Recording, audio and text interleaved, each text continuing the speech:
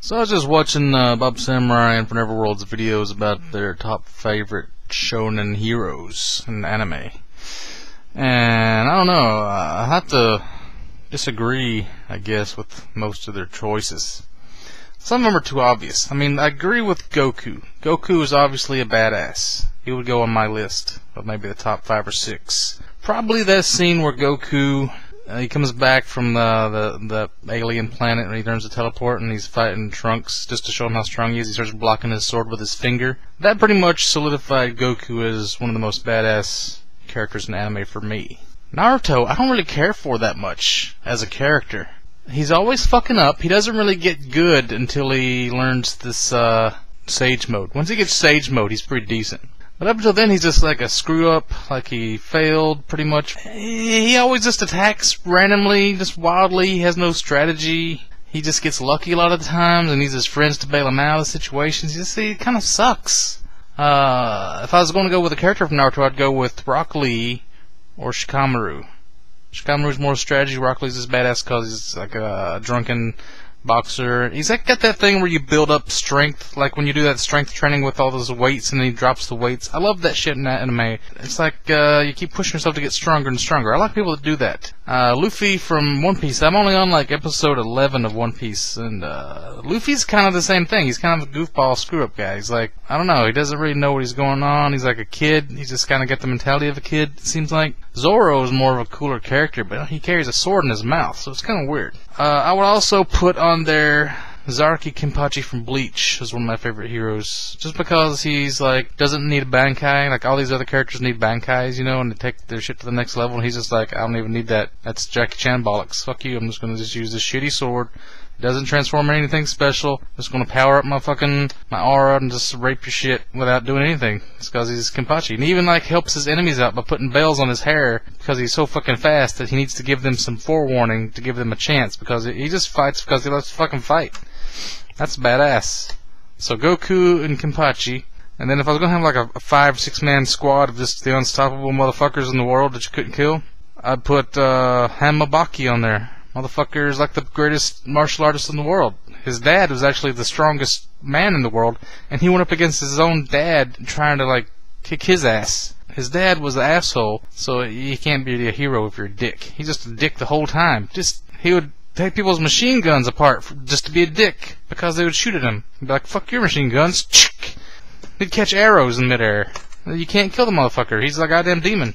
But the guy from Yu Yu Hakusho, I don't really care for either.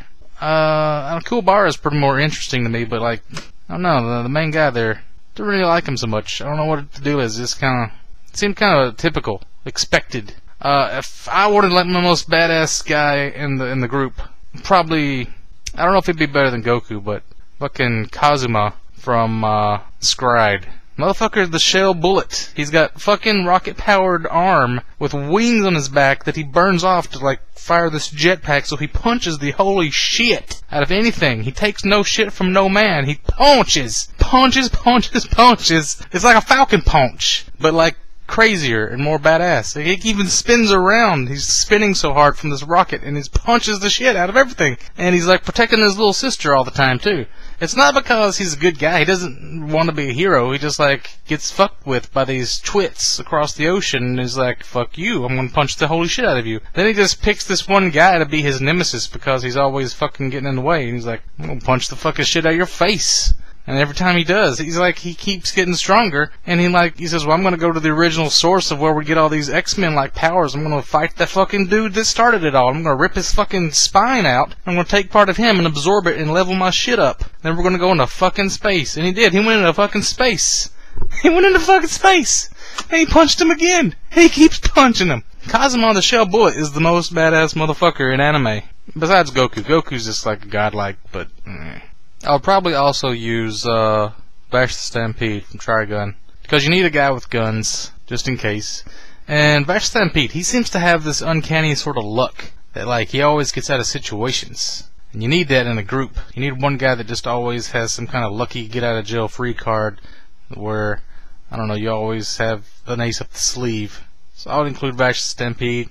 I guess that's all the shonen. I mean, if you wanted to go into like other anime, I would have like Onizuka from GTO, I would have Ippo Makunochi from Hajime no Ippo, just because he's got that. He's the Karate Kid character right there. He's more like a Karate Kid character. And I would have, I would include Takumi Fujiwara from Initial D as one of my favorite heroes, even though he's just a driver. He drives cars really well. But he's one of those characters that doesn't give a shit, and he's the best driver in the world, and he's just like lazy and just drives like this, and he just like drifts all over the fucking roads on a fucking mountain with cliffs hanging off the edge. Yeah, so that's pretty badass. Now I wanted to make a list of my favorite otaku nests. Places where otakus can gather for fun times. For example, James, the Nintendo nerd. His house is like a game otaku nest. It's like, I don't know if he has modern games. I'm sure he does, but like it's mostly like retro games. He's just got walls and walls of SNES, NES, old arcade games. He's got that huge basement full of like old movies and shit too. It's just like a paradise. If you wanted like if there was a zombie apocalypse or something where you had to hide out in a bunker and have something to keep you entertained for years, that would be a really good place as far as games go. So I wanted to make a list of my favorite otaku nests from like animes. And probably the least impressive one would be from, see if I can pronounce this right, Ore ne moto ga konani kawaii wa ga nai, which means my little sister can't be this cute. Because it's pretty much just a girl's bedroom. But this is like an anime version of an American-looking girl, because she's blonde and she doesn't look Japanese at all. But she's really young, but anyway, she's way into like galgay, which is like hentai porn games, which is pretty cool. You got a hot chick in a room, and she's got this secret closet that opens up, and it's like a little otaku, you know, with all the big glass cases full of dolls and games and manga and shit.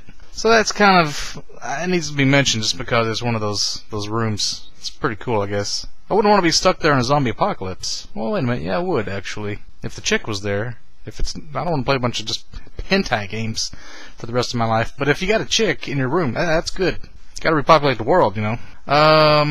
Above that, I would have to put this room, if I could show you a picture of it. It is from Chaos Head.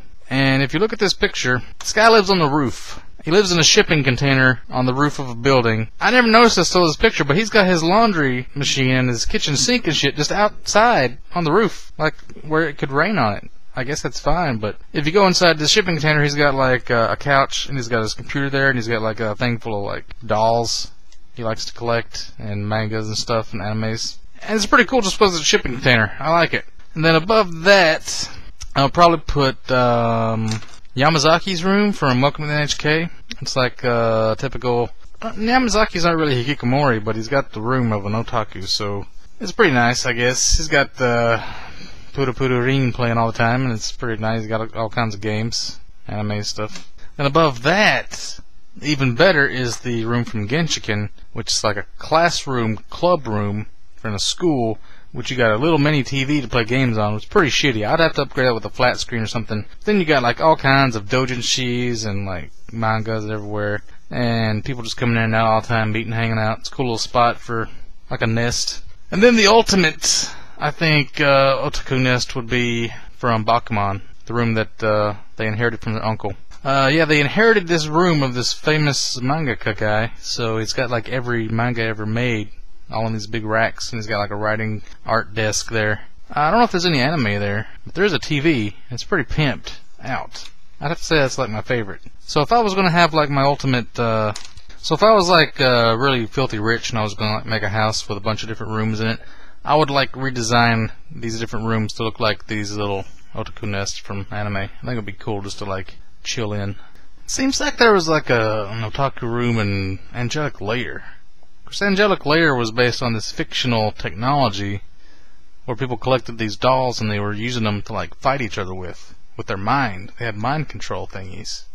So here's like a store where they bought the stuff. It's got all kinds of shit in it. That'd be a good place to like hang out in a zombie apocalypse. Yeah, so if anybody knows any other animes that have a lot of otaku shit in it, let me know.